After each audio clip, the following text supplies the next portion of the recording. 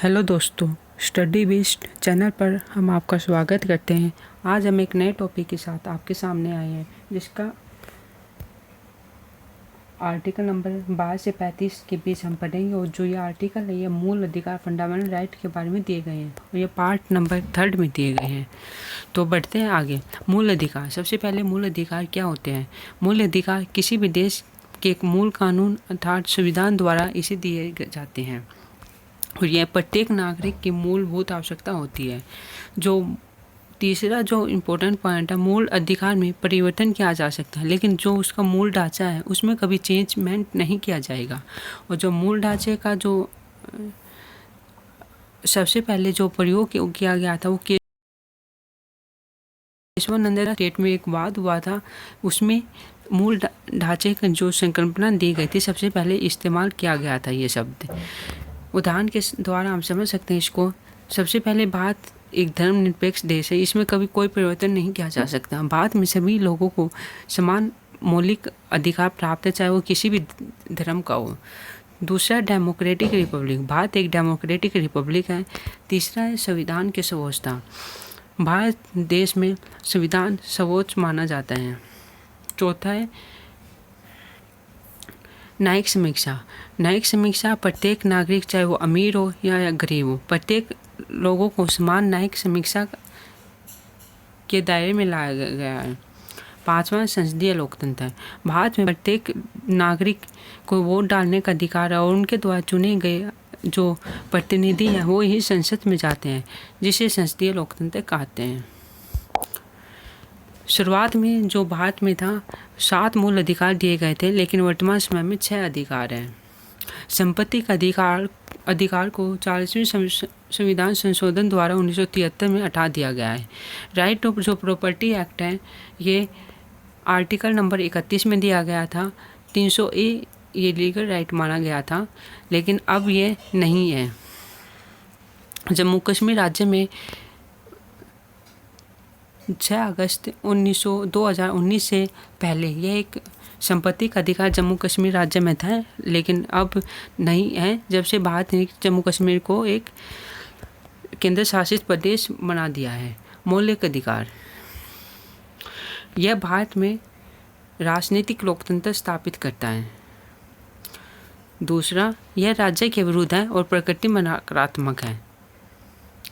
आप देखते हैं कौन कौन से 6 मौलिक अधिकार भारतीय नागरिक को दिए गए हैं। सबसे पहले दिया गया है समता का अधिकार या समानता का अधिकार, जो कि आर्टिकल नंबर 14 से 18 के बीच में दिया गया है। आर्टिकल नंबर 14 क्या है? विधि के समक्ष समानता का अधिकार।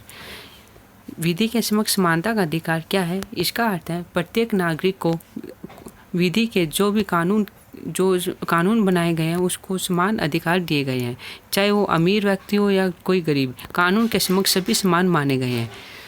यह भारत में विधि का शासन लागू करता है। विधि के शासन की जो अवधारणा दी गई थी वो D.V.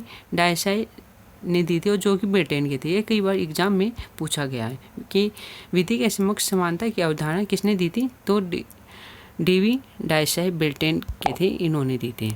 इसके अंतर्गत क्या होता है? कानून सभी के समक्ष समान होगा, चाहे कोई अमीर हो या कोई गरीब। कानून सभी के लिए समान होगा।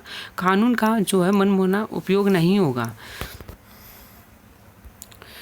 तीसरा है नागरिकों के अधिकार सबसे ऊपर होंगे। नागरिकों के अधिकार जो कि उनके मूलभूत अधिकार हैं वे सबसे ऊपर होंगे।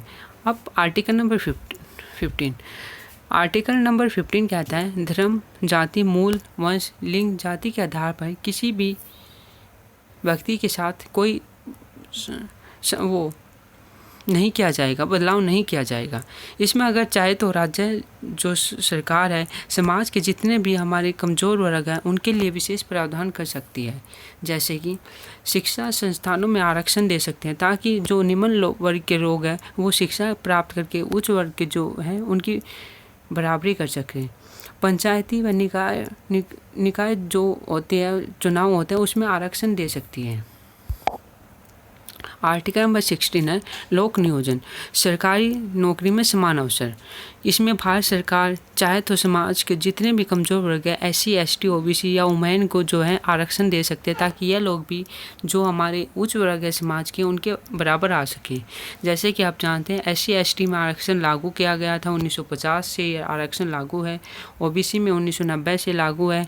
27% आरक्षण OBC वर्ग को दिया गया है और सरकार इन वर्ग के लोगों को आरक्षण देकर उनको यह समाज के साथ एक दूसरे के साथ जोड़ने का प्रयास करती है। आर्टिकल नंबर 18 क्या है? आर्टिकल नंबर 18 कहता है उपाधियों का अंत। इसमें कोई अधिकारी सेना या शिक्षा के अतिरिक्त कोई उपाधि नहीं ले जा सकता। जैसे कि आप जानते हैं जब डॉक्टर PhD करता है तो उसे डॉक्टर की उपाधि दी जाती है, तो यह उसका वो ले सकता है यह उपाधि। लेकिन अगर कोई व्यक्ति बिना किसी शिक्षा प्राप्त किए कोई उपाधि धारण करता है तो ये उसका मूल अधिकार नहीं माना जाएगा। तो ये थी आज की वीडियो जो कि